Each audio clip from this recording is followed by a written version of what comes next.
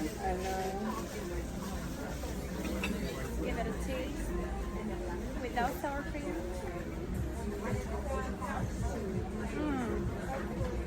Oh my god. This is so good. Seeing your guys' food in the cold versus when it's humid as AF, Yeah. I understand why you guys' meals are like this. Because you guys make the perfect food for the cold. Yeah. Like, I remember I saw videos of, like, European people saying, oh, you know, you guys are over there struggling. Imagine living in Eastern Europe, and this is our lives. Like, we live in these tundras of cold, and we have to eat and be cozy inside. Yeah. Yeah, that's why we have so many options for soup. Yeah.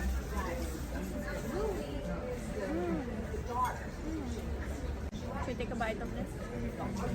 Ooh, and the fresh garlic. They want me to be healthy. Care about my health. Now let's eat with garlic.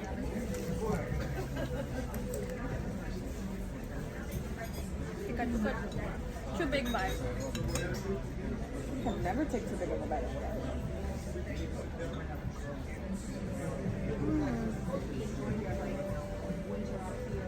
Wow. Wow. And I bet this is very tender. The meat. It is.